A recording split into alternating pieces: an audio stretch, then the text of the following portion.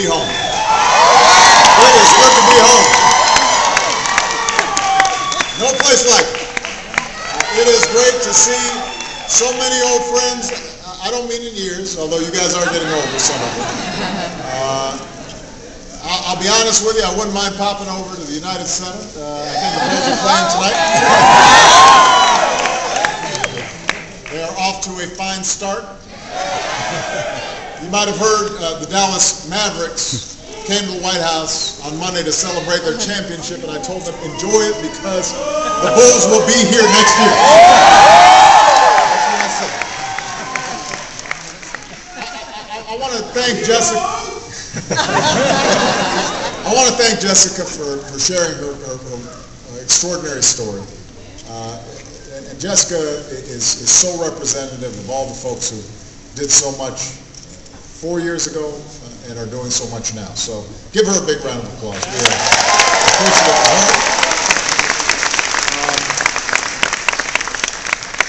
I want to thank Janelle Monet for her wonderful. The whole crew is here. We had them at the state dinner, and the Korean president and his whole family, they were moving around. You remember that? Oh, they loved it. So, music is the universal language, and Janelle and her team are incredibly talented. I want to thank my dear friend. He and I went to law school together. He decided to make something of his life. You see him on TV all the time. Hill Harper is in the house. Thank you,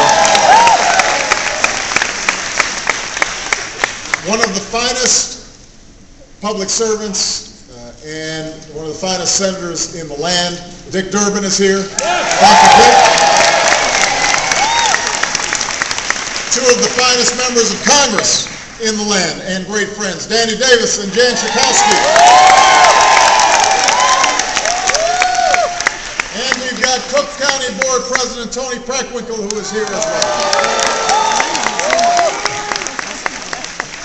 Now, I also want to say a special word about a friend of ours, a man who's done extraordinary work for me and performed extraordinary service for our country over the past year, and that is Bill Daley, who,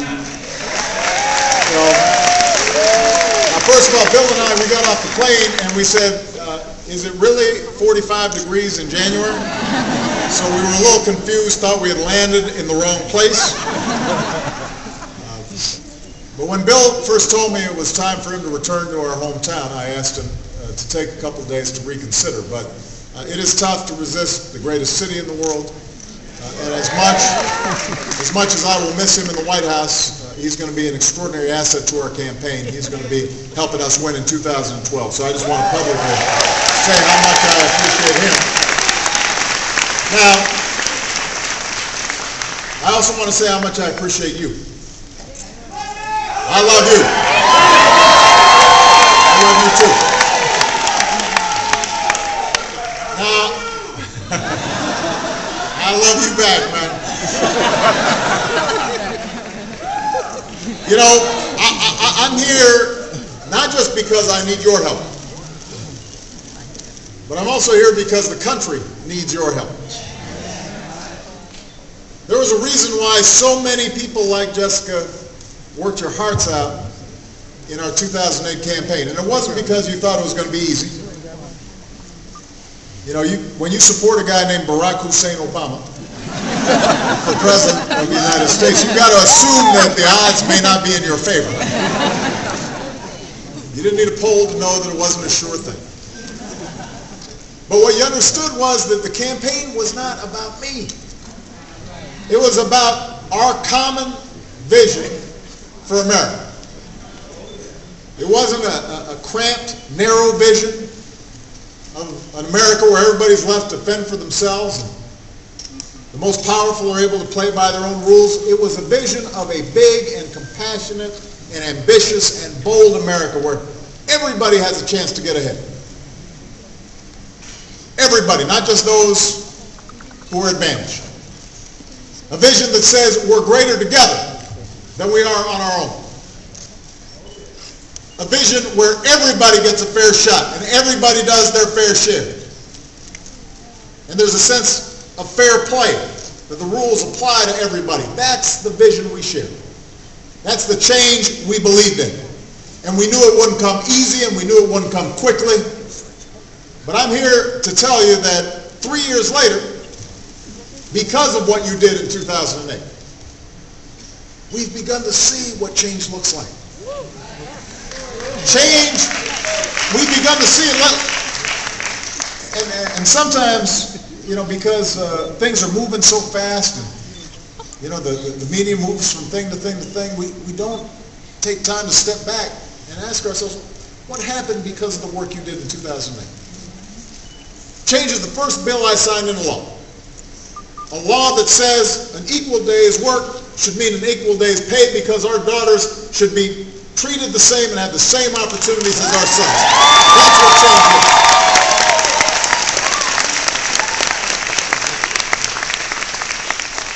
Change is the decision we made that was unpopular at the time to go in and help the auto industry retool, prevent its collapse.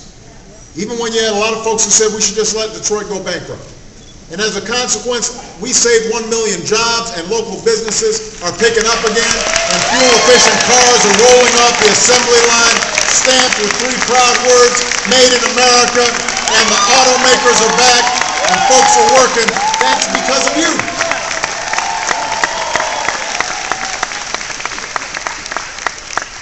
Change is the decision we made to stop waiting for Congress to do something about our oil addiction and go ahead and raise fuel efficiency standards on cars. And by the next decade, we'll be driving cars that get 55 miles to a gallon. That's what change is. Save us billions of barrels of oil and save consumers billions of dollars from their pocketbooks. And it means that we'll have a better chance of making sure that we leave the planet a little bit cleaner and a little bit better off for our kids. And change is the fight we had and the fight we won to stop handing out $60 billion in taxpayer subsidies to banks that issue student loans and give that money directly to students so that millions of more young people are able to get the kind of education that they need in this 21st century economy. That's what change is. And as Jessica pointed out, change is finally, after a century of talking about it, passing health care reform that ensures that in the United States of America, nobody goes bankrupt because they get sick. And 2.5 million young people already have health insurance because they can stay on their parents' plan. And nobody is denied coverage or dropped by their insurance company when they need it most. That's what change is. Change is the fact that for the first time in our history, you don't have to hide who you love in order to serve the country you love. That's what change is. Don't ask, don't tell is over. And change is keeping one of the first promises I made back in 2008, and that is ending the war in Iraq and bringing our troops home so we can focus our attention on rebuilding America. Focus our attention on rebuilding America, but also focusing our efforts on the terrorists who actually attacked us on 9/11. Yeah. And thanks to the brave men and women in uniform, Al-Qaeda is weaker than it has ever been, and Osama bin Laden will never walk this earth again.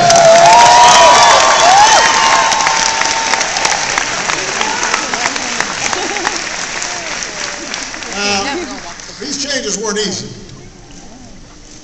Some were risky.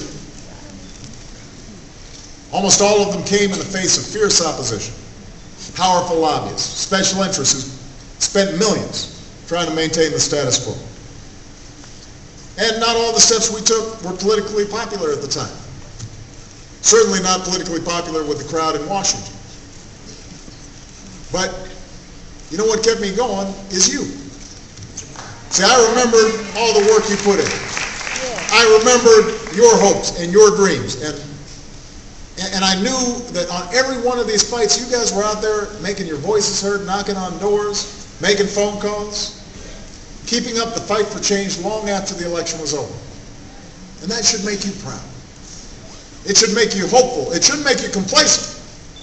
It shouldn't make you satisfied. Because everything that we fought for is now at stake in this election.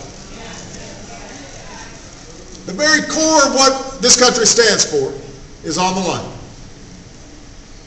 The basic promise that no matter who you are, where you come from, there's a place where you can make it if you try, that's at stake in this election. You know, the crisis that struck in the months before I took office put more Americans out of work than at any time since the Great Depression. But it was also a culmination of a decade of neglect. A decade where the middle class fell further behind. More jobs and manufacturing left our shores. And suddenly our prosperity was built on risky financial deals, homes that we couldn't afford. And we racked up greater debt. And even as incomes fell, wages flatlined, the cost of everything, from college and healthcare, kept on going through the roof. And those problems built up over a decade, in some cases more. They didn't happen overnight. We knew we couldn't solve them overnight. It's going to take more than a few years to meet the challenges that have been decades in the making. And the American people understand that. What they don't understand are leaders who refuse to take action. What they're sick and tired of is watching people who are supposed to represent them put their party ahead of the country. Put the next election ahead of the next generation. That's what they don't understand.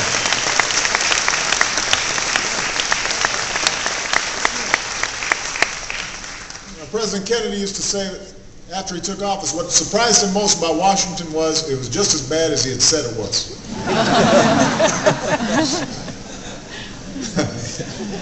I can relate to that. When you've got the top Republican saying his number one priority isn't creating more jobs, isn't solving the health care problems, isn't making sure that we're competitive in the 21st century, but is to beat me, then you know things aren't on the level. That's how you end up with Republicans in Congress voting against all kinds of proposals that even proposals they supported in the past. Tax cuts for workers, tax cuts for small businesses, rebuilding roads, bridges, putting cops and teachers back to work. Suddenly, they're opposed.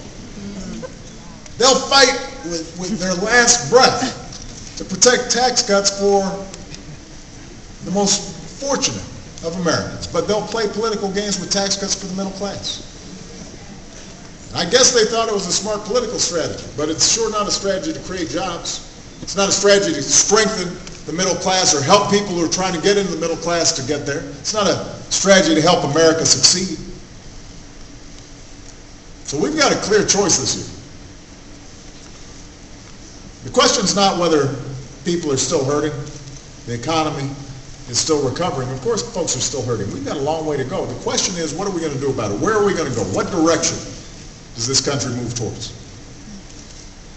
The Republicans in Congress, the presidential candidates who are running, they've got a very specific idea about where they want to take this country. I mean, they've said it. They said they want to reduce the deficit by gutting our investments in education, gutting our investments in research and technology, letting our infrastructure further deteriorate. Now, my attitude is I've already signed $1 trillion worth of spending cuts. I proposed even more. It's time, when we're talking about reducing the deficit, to also ask people like me to pay our fair share in taxes. We can do that.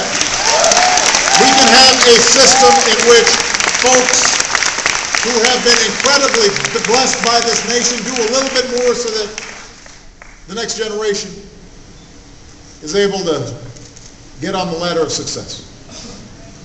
You know, the Republicans in Congress and on the campaign trail, they want to make Medicare a form of private insurance, where seniors have to shop with a voucher and it may not cover all their costs.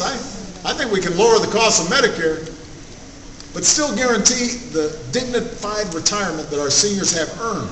They've earned it. They've earned it. When I hear some of them talk about, oh, this is just an entitlement, these folks earned it. They worked hard. They paid into it.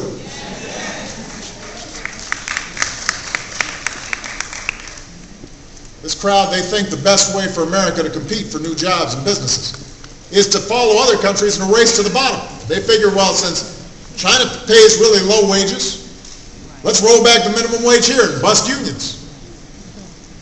Since some of these other countries allow corporations to pollute as much as they want, let's get rid of protections that help make sure our air is clean and our water is safe. Yeah. You know, I don't think we should have any more regulations than what are necessary for our health and safety. And we've made reforms that will make sure that businesses save billions of dollars. We want government that is smart and efficient and lean. And by the way, we've issued fewer regulations than the Bush administration. They've been better regulations. But I don't believe in a race to the bottom. I think we should be in a race to the top. We should be competing to make sure we've got the best schools. We should be competing to make sure we've got the most highly trained workers. We should make sure that a college education is within reach for everybody. We should be in a race to make sure our businesses have the best access to the fastest internet, the fastest railroads, the best airports. I want a race where we continue to have the best scientists and researchers making the next breakthroughs in medicine and clean energy. I want to make sure that happens right here in America. That's the race we can win. We should be in a race to make sure the next generation of manufacturing takes root not in Asia, not in Europe, but right here in Chicago, in Detroit, in Pittsburgh, in Cleveland, in Charlotte, in Nashville. I don't want this nation to be known for what we buy, what we consume. I want us to be known for building and selling products all around the world. And you know, it's possible. I had a meeting this morning with CEOs from some of them very big companies like Intel, some of them small manufacturers. They're starting to bring jobs back to the United States. They've started to figure out that, yeah, some of these countries may have lower wages, but when you factor in all the costs and quality and the productivity of American workers, then it actually makes sense to build plants here. And they're moving plants back from China, plants back from Mexico, because they know that businesses who succeed here will succeed anywhere. But what they also said was, we can only come here if we know that we've got the best workers, and that means the education system has to work. We can't come here if we don't think that the internet and our roads and our transportation infrastructure is the best in the world. You know, the competition for new jobs, for businesses, for middle-class security, that's a race I know we can win, but America's not going to win if we give in to those who think that we can only respond to our challenges with the same tired old tune. Just hand out more tax cuts to folks who don't need them and weren't even asking for them. Let companies do whatever they want. Hope that prosperity somehow trickles down on everybody else's head. It doesn't work. Yep. Okay. It didn't work when it was tried in the decade before the Great Depression. It's not what led to the incredible post-war boom in the 50s and the 60s. It didn't work when we tried it under the previous president. It's not going to work now. We cannot go back to this brand of you're on your own economics. We believe that everybody has a stake in each other, and that if we attract an outstanding teacher to the profession by giving her the pay and training and support that she needs, she'll go out and educate the next Steve Jobs. And suddenly, whole new industry will blossom. And we believe that if you provide faster internet to some little town on rural America, that store owner now suddenly has a whole world marketplace.